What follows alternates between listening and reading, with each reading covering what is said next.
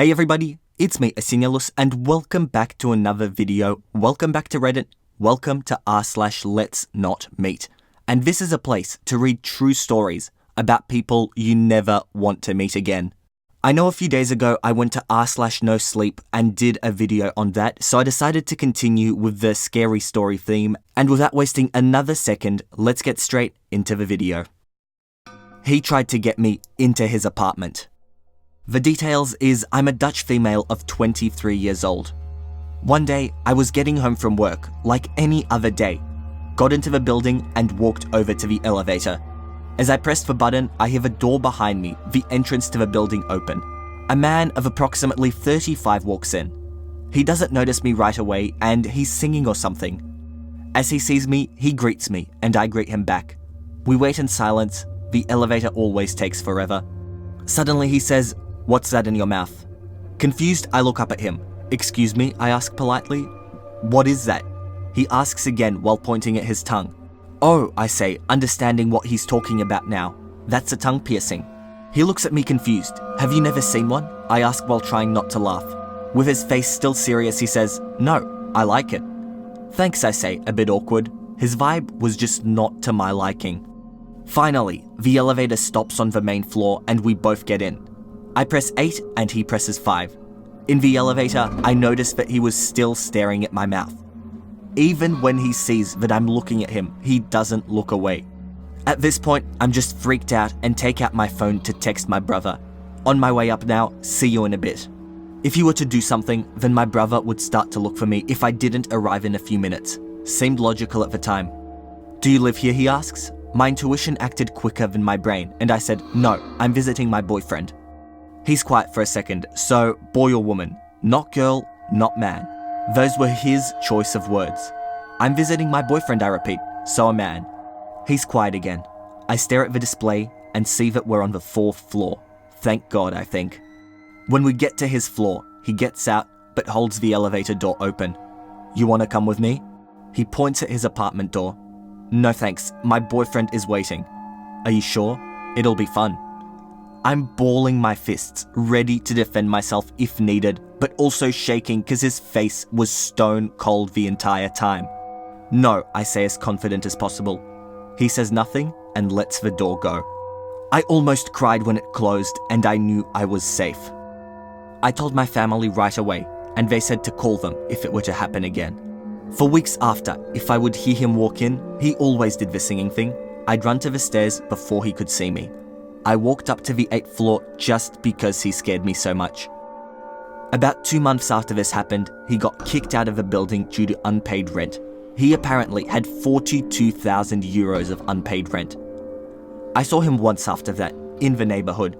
He's homeless now and always talking to himself. Just yesterday, he wanted to get into the building and the police had to arrest him since he wouldn't leave anyone alone that lives here. So creepy used to be neighbor. Let's not meet again. Every barista's worst nightmare. This happened literally last week at my new job that I've only been for a week as a barista at a regional coffee chain. I was working a 6-hour shift, 8 till 2, when around 10 a customer came in and ordered our smallest coffee, sat down at a table that gave him full view behind the counter and into our back kitchen and employee space. Originally, this customer seemed nice. I even forgot that he was there as we were quite busy. However, as soon as there was a shift change, 12 o'clock, and my manager left to run some errands and would be back later and another employee started with me, the customer no longer became as nice and polite. Immediately, he came up to me for a refill on his coffee and specifically tipped me a large amount and said it was because of how cute and sweet I was. As I continued to work, he continued to try and talk to me non-stop, giving me very graphic information about his life, including how his elementary school was one of the last few in the area to desegregate, while making not too friendly eye contact at my black co-worker. I would just continue to ignore him and say "uh-huh" and "oh wow," just to continue giving customer service that would not get me in trouble. I made myself a lunch though and went off into the back kitchen, out of sight of the customers to eat it. The customer then comes up to my coworker and tells my coworker to have me specifically make him whatever it is he was watching me eat in the back kitchen. So I went out and rang him up and the entire time he was asking me about my personal life and made me feel very uncomfortable. After I made the customer his food and he went back to sit down, my manager came back from his errands and pulled me and my co-worker into the back kitchen. He informed us the 2 other female employees had spoken to him earlier in the week about that exact customer making them feel uncomfortable. And my manager asked my co-worker to make sure I got to my car safely at the end of my shift. I told my manager about how the customer had already made me feel uncomfortable by specifically tipping just me a large amount and requesting for me to make his sandwich. My manager then finished up his things and left for good. As soon as my manager left again, the customer got worse. He then continued to tell me how I reminded him of a girl he was chasing the other night at the bar. When I told him that it for sure wasn't me, he said, "Oh, well, I wish it was." And from there, I tried to keep my distance and talk to my co-worker. Out of the blue, he then informed me and my co-worker of a hot little 13-year-old that he had tried to get with recently. We were freaked out when he said that and tried to ignore him to the best of our abilities. Later, my co-worker asked me how old I was, as I looked very young for my age. So I told him I was 22. I thought I was speaking quiet enough that the customer didn't hear me say my age, but I was wrong, because the customer then immediately said, "Wow, you're effing sexy for a 22-year-old. Which, thanks, I guess. Luckily by this time, I had only a few minutes left in my shift, so I was trying to hurry up my last few things to get out of there on time and away from this man. He sees me cashing out my tips and goes, "Oh, is this your blue Pontiac out there in the parking lot?" And I said no, and then he continued to try to guess which car was mine, and then eventually asked me what I drove. I lied about the car I drive because that was sending out a lot of red flags. As I finally cashed out my tips and grabbed my purse to go, the customer then stood up and said, "Well, I guess it's time for me to leave." I waited until he left before me and had my co-worker walk me to the car. I texted my manager and told him what happened. My manager, thank goodness for him, said he would talk to the customer next time he saw him and would let the other managers know to be on the lookout for him. So random creepy customer at my new job, I hope my manager spoke with you and let's not meet again. And the update to the same story. So some people commented on my original post to make an update if anything ever happens. Both unfortunately and fortunately, something did happen. My manager promptly talked to the man next time he saw him, telling him that he was not allowed to talk to the employees the way he does, and that it has made many of us uncomfortable. The customer understood, but then continued with his actions. So then my manager talked to him a second time, saying he really needed to stop what he was doing. Then this past Saturday, the other female employees who also had uncomfortable experiences with him were working that shift when he came in.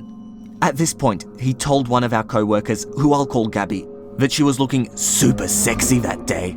The customer jokingly said after, "Whoops, did I say that out loud? Haha."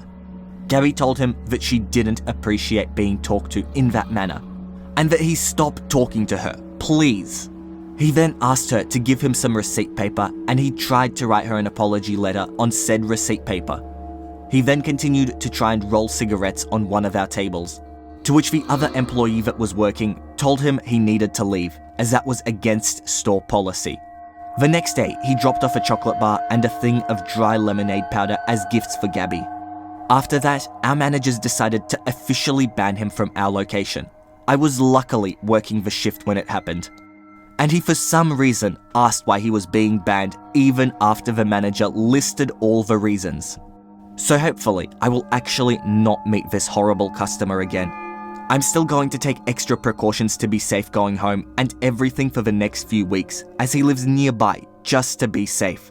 Thank you everyone for all the support I received with the last post. This stuff was super uncomfortable, and having some support and validation that I'm not overreacting really helped.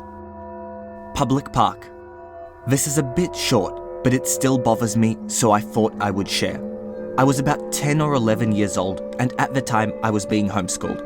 That being said, I was out on a little field trip to a museum with my mum.